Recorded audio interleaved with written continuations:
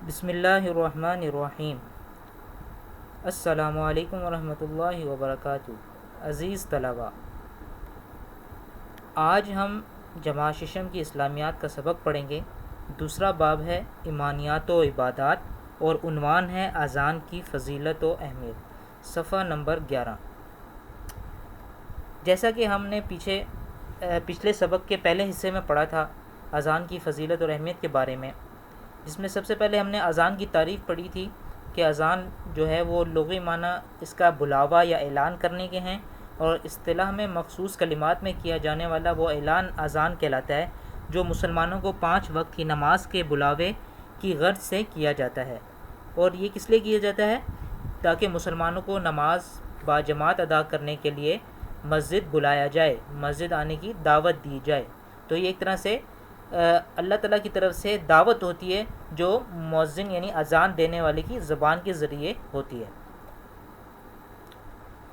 اس میں اذان کے کلمات ہم نے پڑھے تھے کہ ہم سب سے پہلے جو مؤذن ہے اذان دینے والا، وہ 4 مرتبہ اللہ اکبر پڑھتا ہے، اور 2 مرتبہ اشہد ان لا الہ الا اللہ پڑھتا ہے، 2 مرتبہ اشہد ان محمد رسول اللہ پڑھتا ہے، اور 2 مرتبہ حی علی الصلاۃ، 2 مرتبہ حی علی الفلاح پڑھتا ہے، 2 مرتبہ اللہ اکبر، اور آخر میں لا الہ الا اللہ۔ تو اللہ اکبر کا ترجمہ آج ہم اس کا ترجمہ بھی دیکھ لیتے ہیں۔ اللہ اکبر کا مطلب ہے، ترجمہ ہے اللہ بہت بڑا یا اللہ سب سے بڑا ہے۔ اشہد ان لا الہ الا اللہ کا مطلب ہے کہ میں گواہی دیتا ہوں کہ اللہ تعالیٰ کے سوا کوئی معبود نہیں ہے، اور اشہد ان محمد رسول اللہ کا مطلب ہے کہ میں گواہی دیتا ہوں کہ محمد صلی اللہ علیہ وسلم اللہ تعالیٰ کے رسول ہیں۔ اور حی علی الصلاۃ کا مطلب ہے آؤ نماز کی طرف، اور حی علی الفلاح کا مطلب ہے آؤ کامیابی کی طرف۔ فلاح کامیابی کو کہتے ہیں، یعنی جو مؤذن ہے وہ اللہ تعالیٰ کی طرف سے پیغام دے رہا ہوتا ہے ہمیں کہ نماز کے لیے آ جاؤ، کامیابی کے لیے آ جاؤ۔ کامیابی کیا ہے؟ جو نماز کی صورت میں وہ اللہ تعالیٰ کی رضامندی ہے، اللہ تعالیٰ کا خوش ہو جانا ہے، اور پھر آخر میں اللہ تعالیٰ کی طرف سے انعام کے طور پر جنت کا ملنا ہے، یہ کامیابی ہے۔ اور پھر آخر میں 2 مرتبہ جو اللہ اکبر ہے، اللہ سب سے بڑا ہے، لا الہ الا اللہ، اور اللہ تعالیٰ کے علاوہ کوئی معبود نہیں ہے۔ تو یہ اذان کا کیا ہے؟ ترجمہ۔ اس کے بعد ہم نے یہ پڑھا تھا کہ اذان جو ہے اس کی ابتدا کب ہوئی تھی۔ اس میں ہم نے پڑھا تھا کہ یہ مکہ میں تو مسلمانوں کو آزادی سے نماز ادا کرنے کی بھی اجازت نہیں تھی، لیکن جب مدینہ ہجرت کر کے گئے تو اس وقت وہاں پر جا کے مسلمانوں کو اذان دینے کا حکم دیا گیا، اور یہ اذان حضرت عمر رضی اللہ عنہ کو بھی، حضرت عبداللہ بن زید انصاری رضی اللہ عنہ کو بھی خواب میں کلمات سکھائے گئے تھے، اور آپ صلی اللہ علیہ وسلم کو وحی کے ذریعے بتائے بھی گئے تھے۔ پھر ہم نے اذان کی اہمیت اور فضیلت کے بارے میں پڑھا تھا کہ جو اذان دیتا ہے تو اس کی کیا اہمیت اور فضیلت ہے۔ تو آپ صلی اللہ علیہ وسلم کا ارشاد ہے کہ المؤذنون اطول الناس اعناقا یوم القیامہ، جو مؤذنین ہیں وہ قیامت کے دن ان کی گردنیں سب سے بلند ہوں گی، یعنی سب سے اونچے ہوں گے۔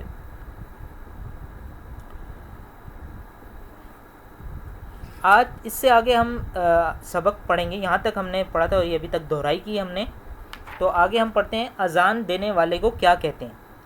تو صفحہ نمبر 13 پہ آ جائیں۔ اذان دینے والا شخص، اس کو جو اذان دیتا ہے مؤذن کہتے ہیں، جیسے کہ آپ نے حدیث میں دیکھا، عربی کے الفاظ بھی ہیں المؤذنون، اذان دینے والا۔ تو اذان دینے والے کو کیا کہتے ہیں؟ مؤذن، ٹھیک ہے۔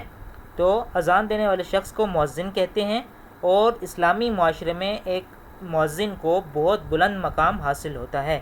اور حضرت ابو ہریرہ رضی اللہ عنہ فرماتے ہیں کہ آپ صلی اللہ علیہ وسلم نے فرمایا کہ اذان کی وجہ سے مؤذن کی مغفرت کر دی جاتی ہے، یعنی جو شخص اذان دیتا ہے اللہ تعالیٰ اتنا خوش ہوتے ہیں، اپنے گھر کی طرف بلانے والے سے اتنا خوش ہوتے ہیں کہ اللہ تعالیٰ اس کے گناہوں کو معاف فرما دیتے ہیں۔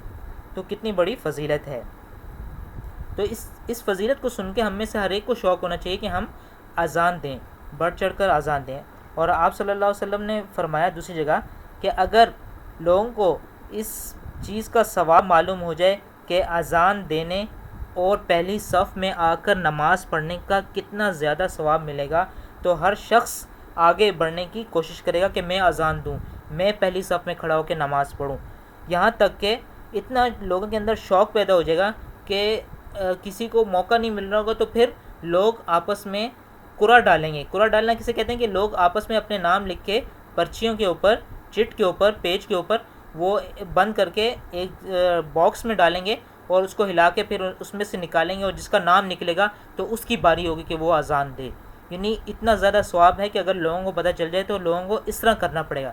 لیکن کیا ہے کہ آج ہم اس اذان کی اس فضیلت کو بالکل بھول چکے ہیں، ہم اس کی طرف توجہ نہیں دے رہے، تو ہمیں اس کی اہمیت کا بھی پتہ نہیں ہے کہ یہ کتنی اللہ تعالیٰ کی طرف سے ایک بلاوا ہے اور اس کی کتنی عظمت ہے، اذان دینے والے کی کتنی زیادہ عظمت ہے.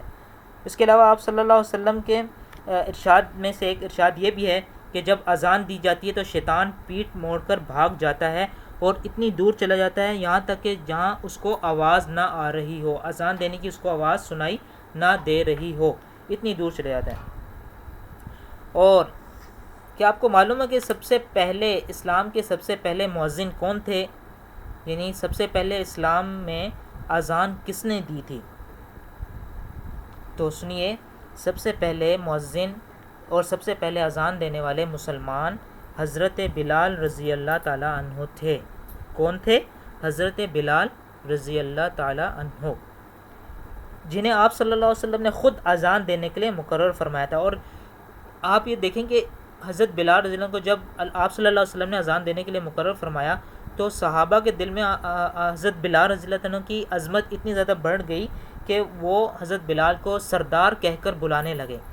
کیا کہہ کر بلانے لگے؟ سیدنا بلال رضی اللہ تعالیٰ عنہ، یعنی ہمارے سردار بلال. یعنی اذان دینے کی وجہ سے اتنی عظمت ان کی بڑھ گئی. اسی طرح آپ صلی اللہ علیہ وسلم نے ایک اور صحابی حضرت ابو محذورہ رضی اللہ تعالیٰ عنہ کو بھی اذان سکھائی، اور ساتھ ان کو ایک نیا اذان میں پڑھنے کے لیے ایک اور الفاظ کا اضافہ فرمایا، الصلاۃ خیر من النوم، نماز نیند سے بہتر ہے. تو بچوں کیا آپ کو معلوم ہے یہ کون سی اذان میں یہ الفاظ بولے جاتے ہیں؟ یقیناً یہ ہر ایک مسلمان کو معلوم ہوگا کہ یہ الفاظ الصلاۃ خیر من النوم فجر کی اذان میں بولے جاتے ہیں، تاکہ لوگوں کو جو نیند کی وجہ سے اٹھ نہیں پا رہے، تو جب وہ یہ لفظ سنیں گے کہ نماز جو ہے وہ نیند سے بہتر ہے اور کامیابی کا ذریعہ ہے، تو جنت میں جانے کا ذریعہ ہے، تو پھر لوگ خوشی سے اٹھیں گے، جلدی سے اٹھیں گے. اور شیطان جو اذان سن کر ویسے ہی دور بھاگ جاتا ہے تو وہ انسانوں سے دور، مسلمانوں سے دور ہو جائے گا، تو وہ مسلمان جلدی اٹھ کر مسجد کا رخ کرے گا.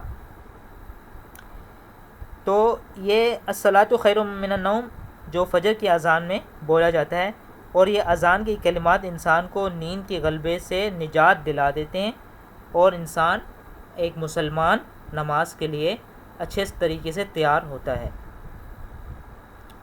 یہ تھا آج کا سبق. اب آپ آئیں صفحہ نمبر 14 پر. اس میں صفحہ نمبر 14 میں ہم نے صفحہ نمبر 13 میں سوال نمبر 1 بھی کر چکے ہیں، اور صفحہ نمبر 14 پر سوال نمبر 2 بھی کر چکے ہیں.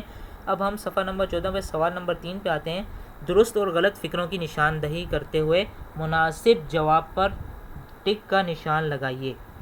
تو یہ آپ ایک اس کو آپ سبق جیسے آپ سن چکے ہیں، تو آپ کو میرے خیال میں یہ آپ پیچھے دیکھے بغیر بھی اس کو آرام سے حل کر سکتے ہیں. بہت آسان سوالات ہیں.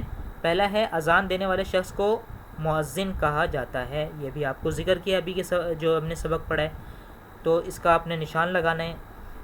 اذان کی وجہ سے انسان کی مغفرت کر دی جاتی ہے. یہ آپ نے دیکھنا ہے، یہ حدیث آئی ہے کہ حضرت ابو ہریرہ رضی اللہ عنہ سے. صفحہ نمبر 13 پہ یہ آپ پڑھیں گے، تو جو آپ پڑھیں گے تو اس کے مطابق آپ نے نشان لگانا ہے.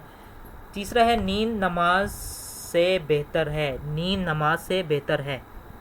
کیا یہ درست ہے یا غلط؟ یہ آپ نے اپنے ذہن سے کرنا ہے. اگر پھر بھی سمجھ میں نہ آ رہا ہو تو سبق میں دیکھنا ہے صفحہ نمبر 13 میں. اذان کی کلمات حضور صلی اللہ علیہ وسلم کو بذریعہ وحی بتائے گئے. اذان کی کلمات آپ صلی اللہ علیہ وسلم کو بذریعہ وحی بتائے گئے.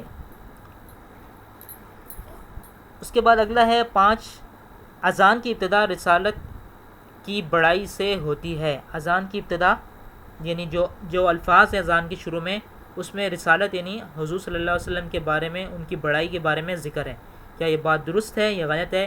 یا آپ نے اذان کے ترجمے میں دیکھ کے اس کو حل کرنا ہے.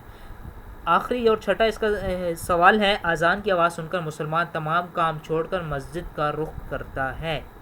کیا یہ بات درست ہے؟ اگر درست ہے تو آپ اس کو ٹک کیجئے، اگر غلط ہے تو غلط پہ ٹک کیجئے۔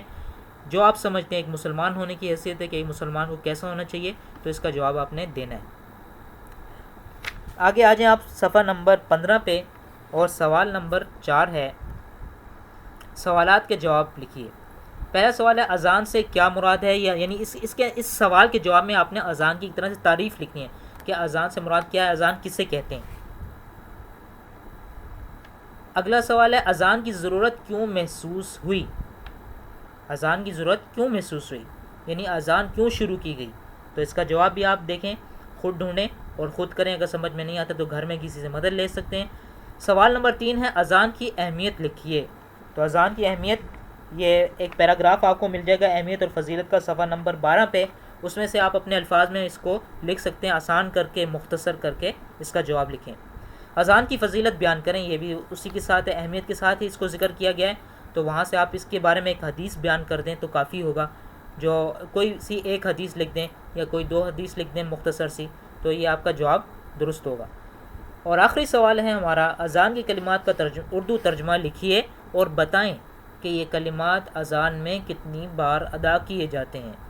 تو آپ کا یہ سوال، آپ نے اس کا جواب بھی لکھنا ہے، اور ساتھ آپ کا ہوم ورک بھی ہے کہ آپ نے اذان کا ترجمہ، اذان کے کلمات تو آپ پچھلے سبق میں یاد کر چکے ہوں گے، اب آپ نے یہ کام کرنا ہے کہ اس کا ترجمہ بھی یاد کرنا ہے، اور یہ بھی آپ نے یاد رکھنا ہے کہ یہ کلمات کتنی مرتبہ ادا کیے جاتے ہیں۔ تو یہ آپ کا ایک ہوم ورک ہے۔ تو مجھے امید ہے کہ آپ کو سبق اچھی طرح سمجھ میں آیا ہوگا۔ تو آپ کا اب یہ 3 کام ہے کہ اذان کا ترجمہ یاد کرنا ہے آپ نے، دوسرا یہ کہ سوال نمبر 3 اور 4 کتاب پر بھی کرنے ہیں، اور ساتھ نوٹ بک پر آپ نے سوال نمبر 4 کرنا ہے، خشک کر کے لکھنا ہے، صاف ستھرا لکھنا ہے، اچھی لکھائی میں لکھنا ہے، اور اس کو یاد بھی کرنا ہے۔ اور آخری کام آپ نے یہ کرنا ہے کہ مکمل سبق کی شروع سے لے کے آخر تک پڑھائی کرنی ہے، اور اس کے بعد یہ کہ آپ ان سوالات کو حل کریں گے تو آپ کو زیادہ اچھے طریقے سے یاد ہوگا۔ تو مجھے امید ہے کہ آپ کو سبق بہت اچھی طرح سمجھ میں آیا ہوگا، اور آپ یہ جو آپ کو ہوم ورک دیا گیا ہے، جو کام دیا گیا ہے، تو یہ بھی آپ بہت اچھے طریقے سے کریں گے۔ بہت شکریہ۔